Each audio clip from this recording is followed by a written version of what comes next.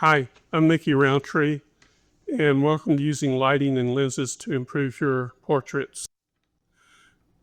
I started photography way back in the mid-70s, and for years I mostly photographed in the studio. But starting about 2018, I started getting out and doing more landscape and travel photography. So here I am, this is 2023 at Horseshoe Bend. I've always wanted to shoot this shot, but the problem is I'm terribly afraid of heights. But here I am on a 1,000-foot cliff, and I got one of my favorite shots. So sometimes photography is about taking risk. Most people hate public speaking. It's listed as one of their greatest fears. I taught in the classroom for about 29 years. I don't mind speaking in front of people, but I like having people in front of me so I get some feedback. I can see if people are getting it or not getting it, or if they have questions. So one of the things I really hate is the idea of just talking into a microphone. But here I am. The one thing I'm glad I don't have to do is I truly hate seeing myself on video, and my video camera did not work with my version of PowerPoint, so you don't get to see me. You just have to hear me, and that's probably bad enough.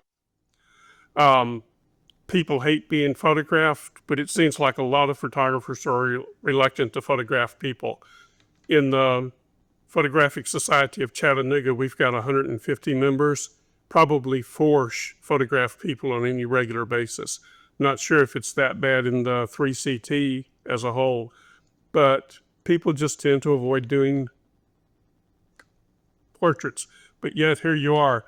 Even if you don't do portraits, I hope maybe I encourage you to, or even if you do portraits, maybe something I say is going to spark something that will help you in some other phase of your photography. I think photographers avoid doing portraits for several reasons. I think they don't feel confident. They don't feel in control. There's a lot of psychology involved in photographing people, both subject to photographer and photographer to subject. You kind of have a responsibility, or feel you have a responsibility, to make people look good. If you don't, you can actually hurt somebody's feelings or hurt their self-esteem. So there's sort of a risk anytime you photograph people. I think part of it is fear of getting a bad reaction from the subject or making them feel bad about themselves. So I want to try to help you find some ways to make your subjects look their best. So when I was in school back in the early 80s, I would say I learned photography in the lighting made difficult mode. We learned all kinds of different lightings. We learned the PPA Classic 5 light setup, where you've got a main light, a fill light, background light, accent light, hair lights.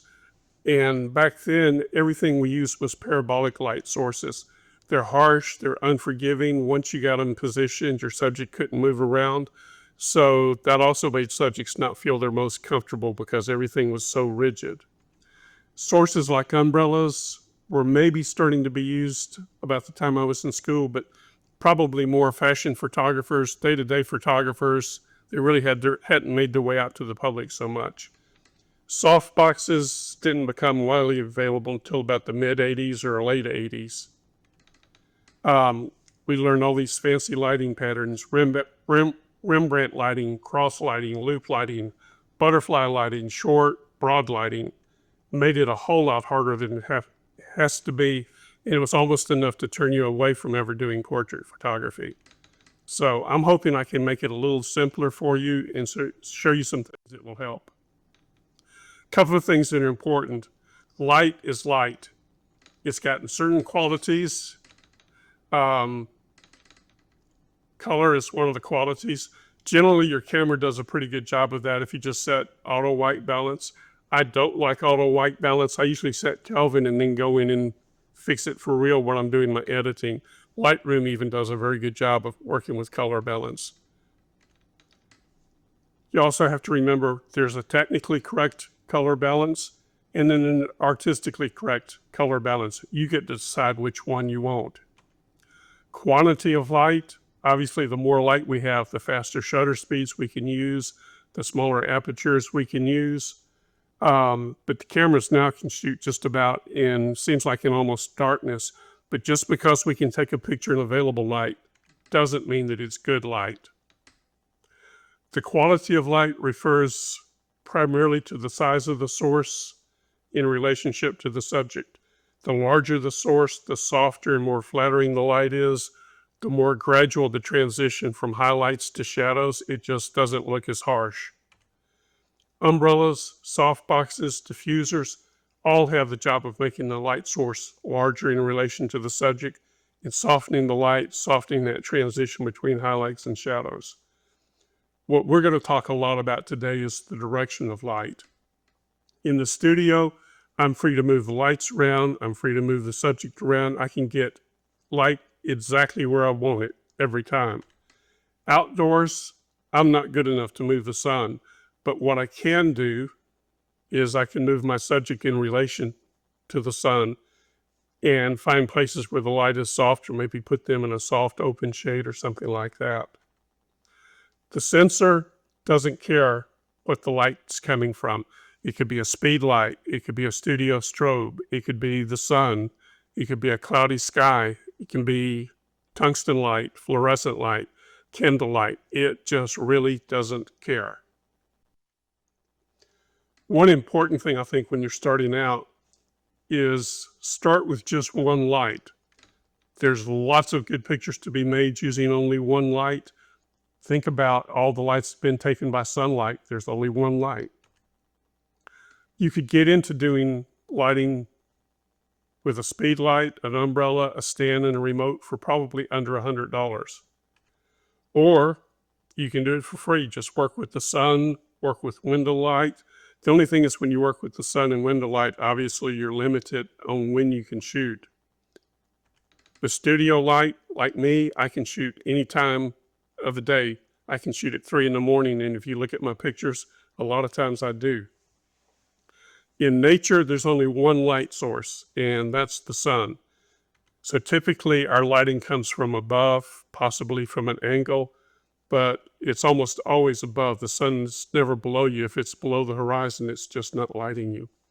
Another reason to start with one light is the more lights you add, the more complex your photography becomes, the greater your odds of creating bad light. And one of the things that can happen when you have too many lights, if they're coming from different directions, but each is casting a shadow, in nature you rarely see cross shadows, so it doesn't look right when you do it in photography. We have the advantage of being able to check our LCD after each shot to look at the lighting, the exposure, the composition, and see how we're doing. In the bad old days when I was in school, we had to meter everything with a light meter, and then you shot, processed your film, and it might be days or weeks before you saw your images back, and by then you'd forgotten what you did, so it's hard to know what you did right or wrong. The learning curve now could be so much faster with digital photography. Also, you're going to see some of my pictures, and you're going to see more than one light in the picture. Sometimes I use as many 5, sometimes even 6 lights, but I have a very specific reason for each light, and I've been doing this for 45 years, so I'm beginning to understand how to use multiple lights. But I didn't start out doing that, and I would never suggest anyone start out using more than one light. So one of the characteristics we're going to talk about in lighting is the concept of short lighting versus broad lighting. When a subject turns off axis to the camera, one side of the face is going to look narrower, one side is going to look broader. In photography, broad lighting is where the light's illuminating the side of the subject's face that's closest to the camera. In short lighting, it's illuminating the side of the face that's further away from the camera. What's important to us is broad lighting tends to make faces appear wider. Short lighting tends to create a more dramatic, but more importantly, a slimming effect on the face. The way I simplify it is thinking about it this way. In short lighting, the subject's facing toward the light. In broad lighting, they're facing away from the light. Now, if the face is pointing directly at the camera, the nose is aimed right into the lens of the camera. There's not a narrow side, there's not a broad side, but the face is at its widest. But hold that thought, we'll talk about lighting with that later on. Broad lighting tends, like I said, tends to widen the face, tends to make it look fuller. Shadows fall away from the camera, create a softer, less dramatic look sometimes. When we talk about portrait photography and we talk about the mask of the face, we're talking about the eyes, the nose, the mouth. A lot of times in broad lighting, they're away from the camera. They also may be more in shadow, so it makes the portrait feel a little less personal. Broad lighting is best for subjects with naturally narrow faces or those who want to appear fuller. I don't think I've ever had anybody come to me and say, I want a picture, but I want you to make my face look bigger. Examples, we're lighting the side of the face that's close to the camera with the light positioned about a 45-degree angle. So here's broad lighting. This would be the nose to camera axis. This is the nose to camera axis. Then here the nose axis is off axis to the camera. And here are broad lights coming in. This is the side of the face closest to the camera, and our lights coming in from this direction. Short light is just the opposite. It tends to slim the face, creates a more dramatic and angular look. Shadows fall on the side of the face closest to the camera, and they highlight features like cheekbones and jaw lines. It's best for subjects with wider faces or those that want to appear more defined and sculpted. So in this case, we're lighting the side of the face furthest from the camera with the light source at about a 45-degree angle or so. So here's a kind of a diagram for short lighting. Again, here's our nose axis, which is away from the camera. This would be the broad side of the face. This would be the narrow side of the face. So our light's coming in from the narrow side of the face. Or if you think about, look at the nose in relation to the camera. The nose is turned more toward the light and away from the camera. So if you look at broad lighting versus short lighting, when's the last time you ever photographed someone and they ask you to make their face look wider? You've heard the expression, the camera adds 10 pounds. The way I think of it is broad lighting adds that 10 pounds. Short lighting can actually lose 10 pounds. And if you can photograph someone who feels bad about their face, make them feel 10 pounds lighter, you're going to be their hero. Ever have that occasion where you show someone their pictures that you just took and wait for the reaction, and what would you rather hear from them? Oh, my face looks so fat. I love how you make my face look so wide. Not, wow, I look so much better and thinner than I expected. If you can make someone say, I look better and thinner than I expected, you definitely will be their hero. And if you're doing this for a business, guess which one is going to make you more money? So, if I haven't been too subtle already, I prefer short lighting as much as I can because it's flattering to most faces. You're going to see a lot of pictures of people with pictures of models who already have very nice thin faces. They even look better with short lighting. But if you're photographing real normal off the street people, your goal is to make them look their best. And to me, that's almost always short lighting. Broad lighting can look really good on some people, especially if they have thin faces to begin with, but it's not my first choice. Broad lighting will tend to widen the face, but part of how broad lighting makes the face look bigger is the broad side is fully lit, so you're seeing everything. If there's hair coming over that side of the face or maybe a color flipped up hiding that side of the face, it may make it a little less obvious. So my basic portrait setup, I use a large octa-box camera left. I usually have a reflector on the right. And so in a lot of my images, you're going to see so much reflector fill that it's almost hard to see the shadow side of the face. But that's just my style. My studio is asymmetrical the way it's laid out because I one time had a dark room. So I don't have as much room to light from the right, so most of my lighting is from the left. Most subjects have a good side of their face and a not as good side of their face. And I've read some studies where They asked people what's the best side of their face, and 70% of the people felt it was the left side of the face. So my lighting works out fine. They turn toward the right, and I'm seeing mostly the left side of their face. Every once in a while, you get someone that just looks better with their face turned the other way, and then I have to fumble around and move my lights, and I'm a lot more confined. But my preference is to usually light from my left. So here's my basic portrait lighting setup. I use a great big soft box, but the way I put it is it's pretty much perpendicular to my subject. It's not angled in at 45 degrees. Most people would have their light coming in like this. But what this does is I've got light coming in to the short side of the face here. This part of the softbox that's so far forward is actually casting weaker light in. So it's tending to fill in the shadows a little bit. And then on top of that, I usually have a reflector helping to fill in the shadows from the side. So here's my basic setup. Here's my big softbox. These are just two grid spots that are putting accents along the side of the person, but that's not essential. This light is doing all the work. And then here's my reflector coming in from this side.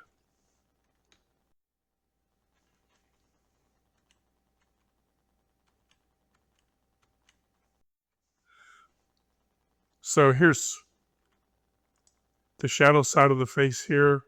You can see we're just a little more than half of the face is lit. This one is a little hard to see that it's short light, but here's the shadow side of the face. Here's the bright part of the face, but here the shadows are filled in with a big reflector, so it's not as obvious as the example over here or the ones done with a hard light source, but you still see how it has a slimming effect on the face. These are shot with window light, and for years, like I said, I shot in the studio, shot everything with strobe, but I'm starting to shoot outdoors more, starting to see window light a little differently. This is window light. You can see it coming through the blinds and see the blinds pattern, but it's coming in from this direction here. This is the shadow side of the face, and I didn't have a actual reflector in there, but this room had light beige walls, so there's a lot of light reflecting around, helping fill in the shadows. This is shot outdoors. She's under a porch, so there's no sun coming in from overhead, and the light is coming in from this direction. So this is the short side of the face. The light's coming in from here, but the light was so soft, the shadows are not very dark, but you can still see the direction of light coming in this way. Short lighting, again with window light. This was on a trip to Maine. This was a curator of Shipbuilding Museum. So I just asked him to stand over by the light, turn into a little bit, and you can see the light coming in from this direction. This was at a workshop in Nashville. Window light coming across here. Actually, you can see it made almost that perfect Rembrandt pattern, and you can see how dark his face is, so there's not much reflection coming in from any other side. Short light, this was shot with a studio strobe, but the strobe light is coming along just right along the edge of the wall there, almost parallel with the wall. She's turned a little bit into the light, so we have short lighting here. No reflector, so we have really deep, dark shadows here. But again, it emphasizes, makes her face look so much thinner. This light is a little confusing. You might look at it at first and think of its broad light because his face looks pretty evenly lit all through here. But if you look, the light is really coming in, reflected off of this white wall, coming in this direction. You can see how it's lit the edge of his nose here, and it's coming in on his cheek. So this is soft light, but again, because he's under shade, the shadows are very, very soft and even. Here's more short lighting. This is window light again. This one I probably had a reflector, but the light's coming in from this direction, and I had a reflector just out of the camera view running along this side. This is at an old building in Chattanooga where they had different graffiti artists come in and repaint it every week. No reflectors, this is just natural light. You can see her shadow here, so you can see the direction of light is coming in from high and above coming in. And all I did to make this short lighting was have her turn her face in toward the sun. Um, this is a mural down in Ackworth, Georgia. My light direction is coming in from this way. So again, you can see it's a sort of short lighting pattern on her face. It's interesting. This was at a big major intersection in Ackworth, and we were shooting around rush hour. So we got lots of looks, lots of horn honking and waving going on. This is broad lighting. This was shot with a small source, no reflector going on. But see how much of her face is lit. In short lighting, I may have just barely more or even less than half of her face lit. Here in broad lighting, got all this much of her face lit. Here's a couple of other examples of broad lighting. Both of these women have very thin, very narrow faces, so broad lighting doesn't really hurt them as bad as it would someone with a heavier face. But you can see the way the light's coming in. This is the side of the face toward the camera, and the light's coming in from this direction. Light's coming in from this direction and lighting the broad part of the face. You can see the narrow part of the face is what's actually in shadow in this one. Broad lighting, here the light's actually coming from pretty much over the camera, but the way she has her face turned, all of her face is pretty much lit. So this makes her face look probably its widest, but her face is thin enough that it's still not really objectionable. This is similar to the picture we just saw a minute ago at the graffiti building. So pretty much the same wall, but all I had her do now was turn her face in a different direction. So the light is coming in from this direction and lighting the broadest part of her face.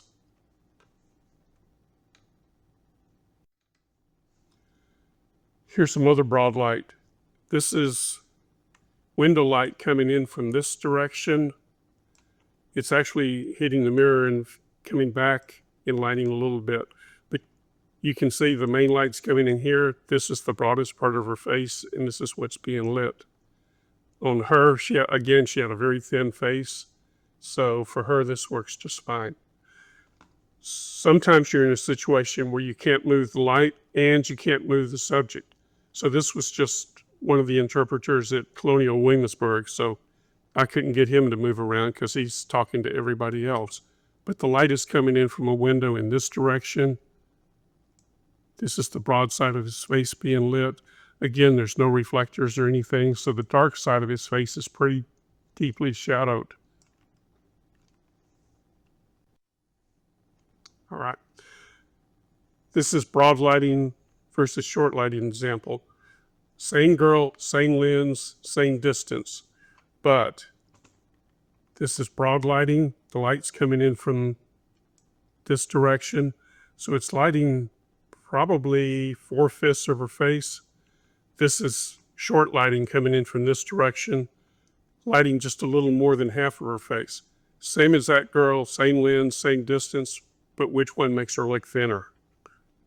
And if she was paying you for a portrait, which one would she want to buy? Now the light's coming in from this direction, and it's become broad lighting. Same exact girl, same lens, same distance, 2 seconds apart, but she looks much thinner. Much thinner. But the general light was so soft and hazy out there, it's really hard to tell the difference between short and broad lighting in this example. Beauty lighting is also called paramount lighting, also was sometimes called butterfly lighting. Usually the lights, for beauty lighting, the light's directly above the camera. In beauty light, the light's right above the camera. The nose is aimed pretty much directly at the camera. In paramount, or it also used to be called butterfly lighting, the light is on axis with the nose. So the nose is pointing straight into the light source, but the nose isn't necessarily pointed directly at the camera. So it's kind of a fine distinction. Beauty lighting is more what you see on the cover of fashion magazines where the model is facing directly at you. Beauty or paramount, Actually, it's called Paramount lighting because of Paramount Studios. And think of photographs of some of the actresses from the 40s and 50s. That was Paramount lighting, where it's aimed directly on axis with the nose. If you're facing directly at the camera, there is no short or broadside. Now you could do Paramount lighting where the subject's turned away from the camera, but the light's coming in on their nose, and I think I've got an example of that later on. This may not be the best lighting for people with a heavy face. The reason for beauty or Paramount lighting is we identify the shape of the face by how light wraps around the face, but that's also how we identify flaws in the skin, acne, pimples, other kind of zits, moles. If you have lighting that's coming in directly straight at the face, it's not skimming those imperfections and it's not highlighting them as much. So that's why it's beauty lighting, and it's what you're going to see in anything usually talking about beauty, cosmetics, things like that. The problem with beauty lighting, light right over the camera, is the moment you turn the nose away from the camera in either direction, you create broad lighting. The good thing, like I said, it's good for minimizing flaws in the skin. It tends to highlight cheekbones and it hollows out the cheeks.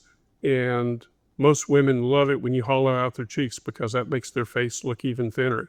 Even though this is the broad view of the face, that hollowing out the cheeks really can be powerful. When I do beauty lighting, I either use a beauty dish, which is a shallow parabolic light, but it has a shield over the main light source in the front. So you get kind of a circle of light coming out.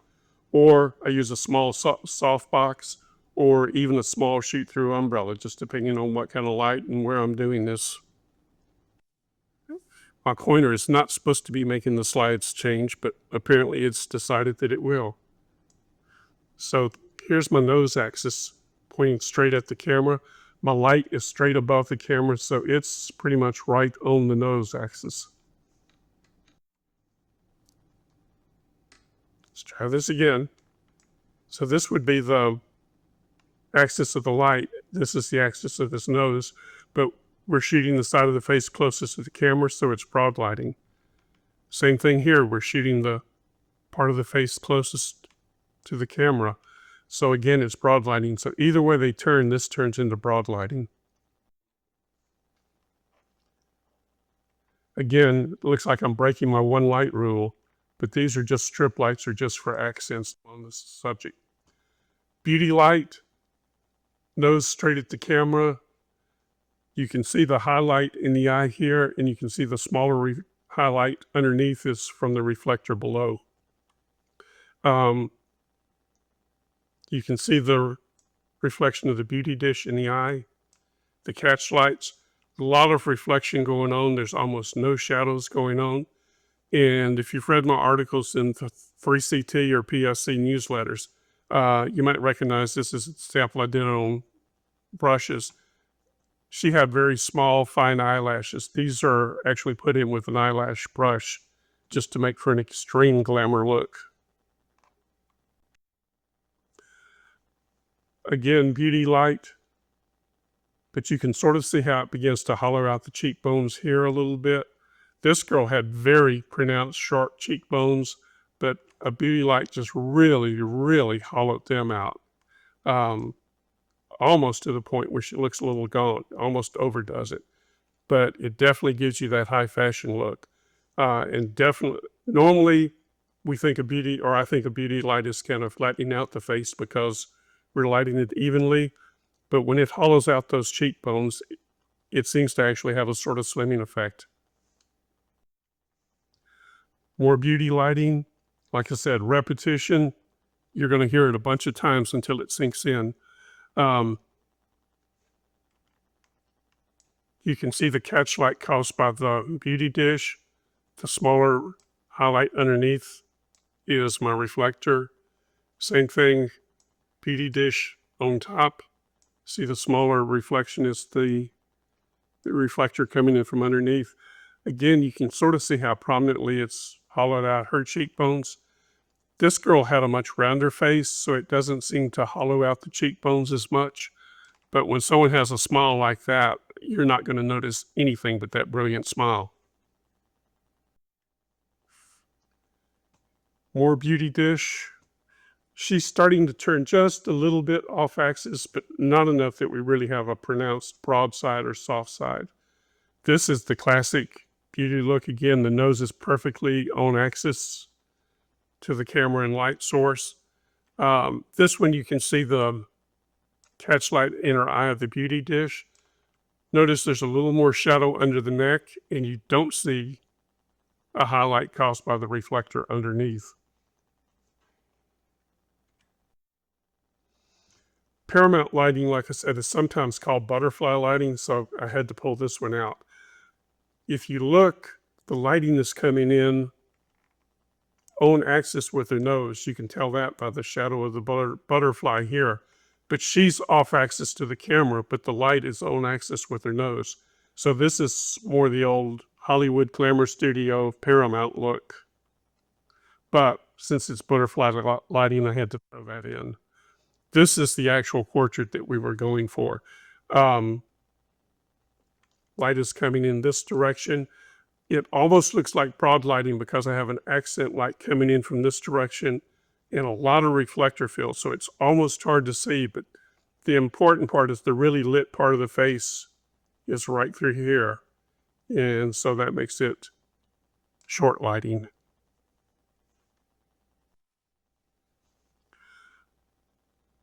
Beauty or Paramount lighting, light is right above the camera, but the moment they turn off axis, this is with their nose on axis to the camera. You can see the highlight of the beauty dish, reflector underneath. On this one, it's kind of hollering at her cheekbones a little bit. But when she turns about 45 degrees to her right, now it's become broad light. The light is basically lighting this side of her face. Same exact girl, but notice how much heavier her face looks just going from here to there. Again, this is kind of beauty light. The light, I'm outside. She's backlit by the sun, but I have a softbox and a flash right above the camera aimed right at her face. You can see my softbox in her eye there. Same exact light, same lens, but she turns about 45 degrees to her right. Sun is still backlighting her hair, but now it's more broad light. And this part of her face is lit by my strobe. Same exact girl. Nobody would accuse her of being heavy, but look at the difference in her face from here, from the left side here to this side. You can see. And the three smaller reflections underneath are from that tri-reflector filling in the shadows. Same exact light, same exact girl. All she does is turn to her right about 45 degrees, and now it's become broad light. And so this part of her face is more strongly lit. Her face looks very, very thin here.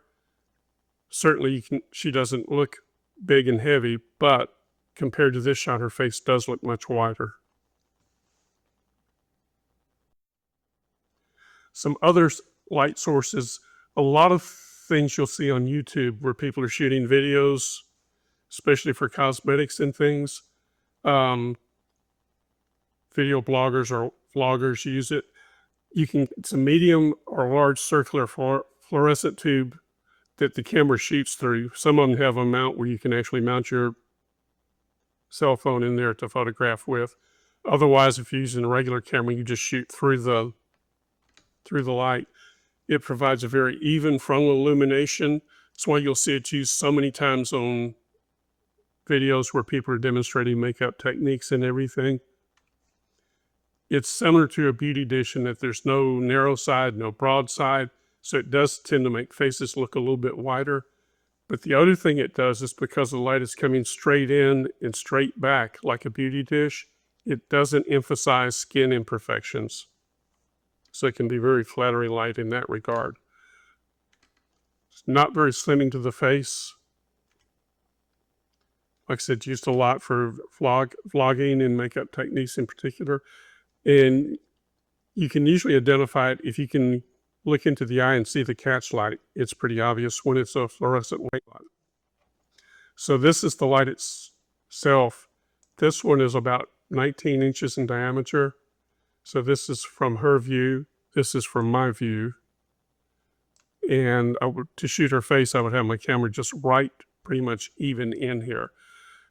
Even though they feel pretty bright in a dark room, I'm still having to go up to about ISO 400 to get really usable shutter speeds and apertures.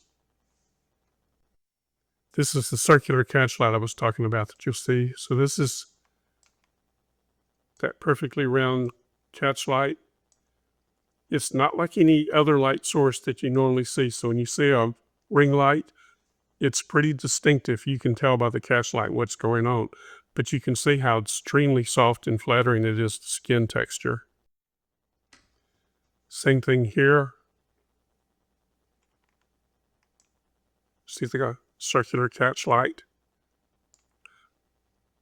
Very, very flattering for skin. Takes. Of course, these pictures I always show things that are edited, but still, the lighting itself has taken away a lot of the imperfections in the skin. Kind of related is a ring flash. Ring flash is a circular flash head that surrounds the lens of your camera. A lot of them are designed to mount underneath the camera or to mount underneath the lens.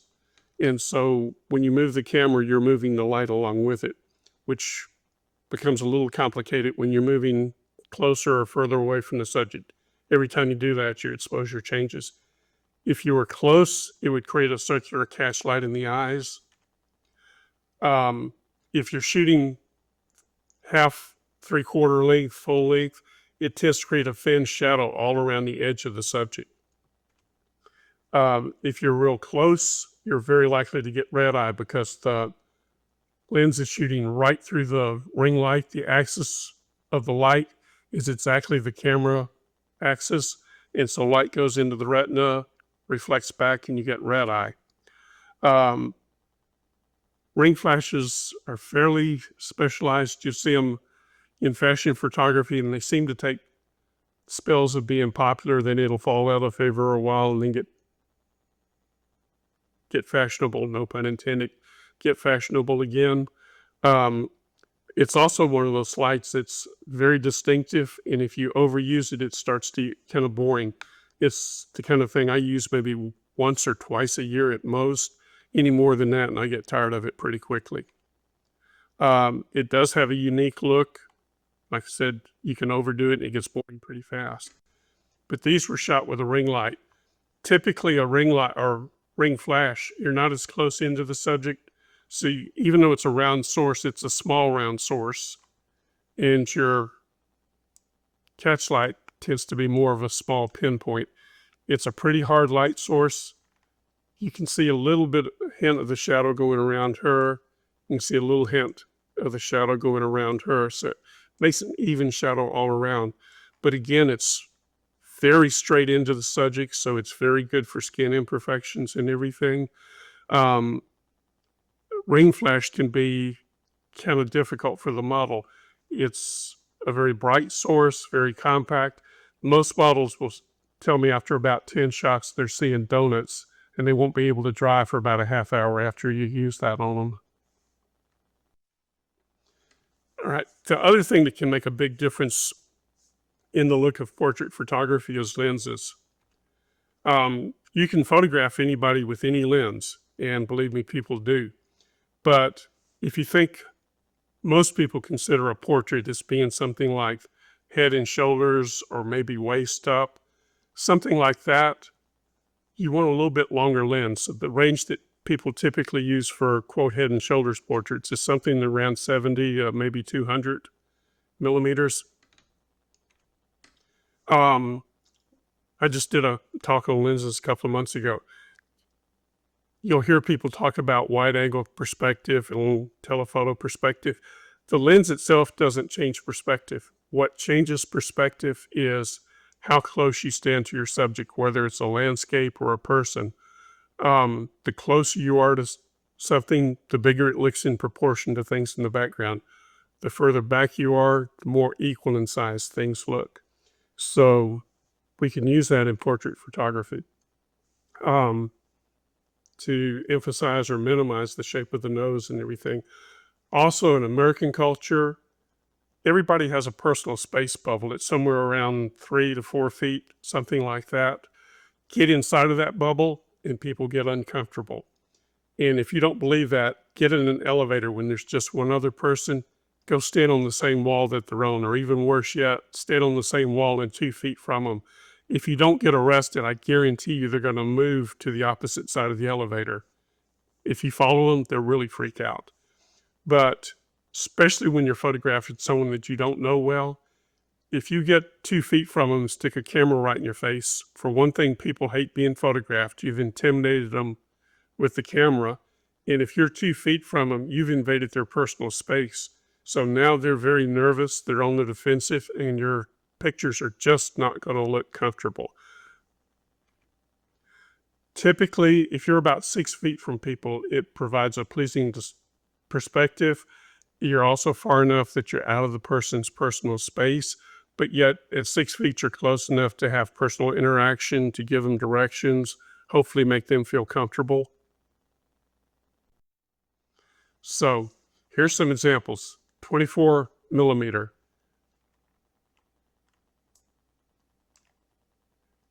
It really distorts the features.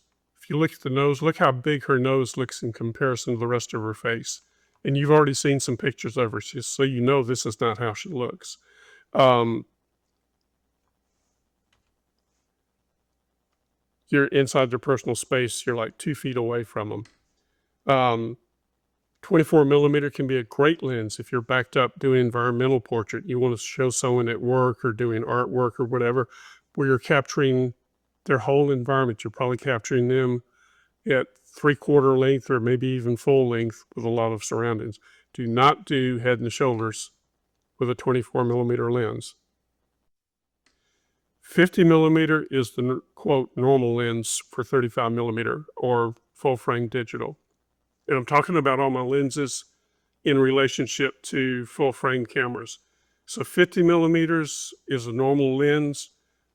You can shoot a portrait, but even with a 50 millimeter, you're in a little closer than you probably should be. It's great for a 3/4 length, full length portrait, but for head and shoulder, it's a little close. Even with 50 millimeter, you see how her nose looks fairly large in proportion to the rest of her face. Even with someone with, and she has a small nose, this makes her nose look bigger than her other features. Okay. In Lightroom, you can go back and see what lenses you've used. And when I did a search in Lightroom, in the studio, probably 70% of all of my pictures are shot with an 85 millimeter lens, maybe even more than that. This is 100 millimeter. This is 200 millimeter. It may be my imagination, but to me, she starts looking just a shade heavier with 200 millimeter. All right. Definitely backs you up a little bit, gives you more shooting range. Here's 200 millimeters. These girls both have nice thin faces, so the 200 to me doesn't make them look heavier. Now, my very personal favorite portrait lenses, like I said, 85 millimeter is probably 70% or more of everything I shoot in the studio. It's got a very, very pleasing perspective. If I'm outdoors, I can shoot f1.8 and have a very shallow depth of field. In the studio, I'm probably shooting at f8 or 11, but the f1.8 gives me a very bright viewfinder image. Makes it much easier to see what I'm doing. And lately, I've done most of my shooting in the studio over the years, but I'm starting to get outdoors more. I think it goes along with shooting landscapes and travel. But outdoors, I'm starting to love the idea of shooting outdoors with wide open apertures, very shallow depth of field, blurred backgrounds, and the 85 1.8 does that pretty well. If you want to be fancy about it, the term for that soft, creamy, out of focus background is bokeh, but to me, sometimes that sounds a little pretentious. So here's my 85 millimeter lens in the studio, my 85 millimeter lens outdoors. Here's my 100 millimeter macro lens. It's f2.8, but look at the detail. If you saw this full size, you can go in and count every individual eyelash, and every individual eyelash is just perfectly sharp. Sometimes you don't want to show all the great detail. If you're not editing your pictures, a macro lens may even be too sharp, but I always go in and do a little bit of work on skin, take out blemishes and stuff. So pretty much all of the pictures you've seen here have had some editing done, some more than others, some pretty extensive. The macro is razor sharp. Like I said, I can go in close enough to where I could fill the frame entirely with one eye. It's a very comfortable shooting distance. Pretty versatile. This is a little bit more backed off looks. Editing so perfectly with the 100 millimeter macro. It's just that sharp.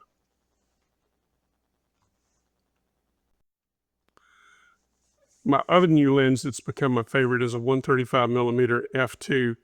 And where I really like to shoot this is outdoors, natural light, shoot it wide open at f2. And for years, I could never have used a lens like this at f2 because it's very, very hard to focus. I probably would have been lucky to have 50% of my shots in focus. And earlier last year, I was having some eye trouble where I wasn't seeing very well. And even with a normal lens, I was having a lot of trouble focusing. Two things happened. I got a mirrorless camera that has incredible eye tracking autofocus, and then I also had laser surgery to fix my vision.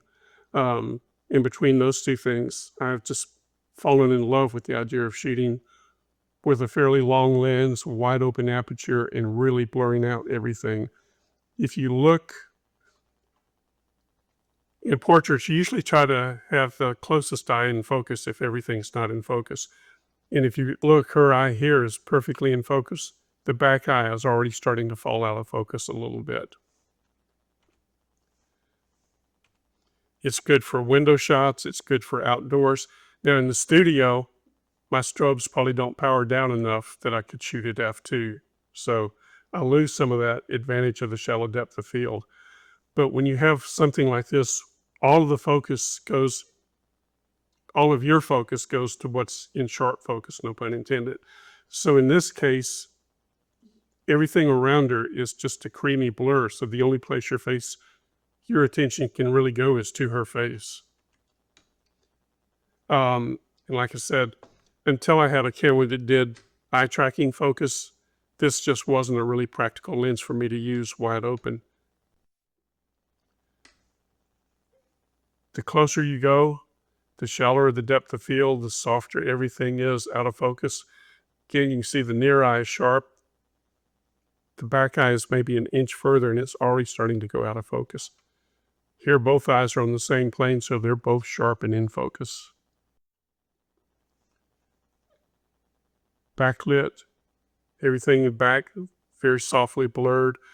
Fall colors were just starting to happen, but here's a model just completely standing out. She's probably 40 feet in front of those trees, but they're completely blurred out. So the only place your eye goes is right into her face. So I've got lots of examples of this because this just really has become my favorite lens. So to summarize, watch the direction of the light. Notice how it's shaping the face. If you are in doubt, you're probably safer if you can arrange short lighting. Use the largest possible soft light source so you get soft flattering light. Don't use harsh direct sunlight. If you use sunlight, use diffusers that the light will go through and soften it. Use reflectors to fill in the shadow. Maybe look for sunlight reflecting off of a white wall or something that's larger and softer. And the other morning I shot and had heavy, even overcast, but the sky was just like one great big, huge softbox. It was very even. The clouds looked very white, and it was just like the world's biggest natural softbox. Also, if you shoot with the sun, shoot right after sunrise or right before sunset when the sun's very low on the horizon. It's much less contrasty. Basically, if your subject can look right into the sun and keep their eyes open comfortably, it's a lot softer than if you're looking at harsh direct sunlight higher up in the sky. In the studio, I use soft boxes, umbrellas, anything I can do to make the light bigger in relationship to the subject and make it softer. Choose an appropriate focal length lens, something into that 70 to 200 range. And most important of all, for anything you do, whether it's photography, anything else, you can read, you can watch videos. Nothing beats actually practicing and doing it. Um, I can't take credit for it, but I read somewhere repetition is the mother of skill. And that's absolutely true. You won't master anything until you do it, not just once or twice, but dozens or hundreds of times. So if you got any questions, if you ever want to arrange for me to do a lighting workshop for you, hopefully if we do a presentation in fall and we get to do something like this in person, I'd much rather be doing hands-on and working with people where I can see what's going on, hopefully see lights coming on where they're getting it, or maybe see where they're not getting it and what I need to change. If you want to see any more of my work, first of all, my email is rountreephotography@comcast.net. If you have questions or anything about what I've done in this program, email me and I'll get back to you. If you want to see my website, it's mickeyrountree.smugmug.com. I tend to put blogs anytime I do a shoot. I'll put a short description, a few images, got some portfolios. Also, any of the articles I've written for the 3CT or for PSC are on my website. Some of them in a little more detail, have room for more pictures and everything, but it's a good place to go. And if you remember seeing an article and don't want to try to dig through 100 newsletters, you're more likely to find it on my website. So I'd invite you to come. And that's pretty much it. I hope I've encouraged you to get out and maybe shoot some portraits, or if you already shoot portraits, maybe giving you some tips that help make you a little bit more effective. So thanks a lot and hope to see you live in fall.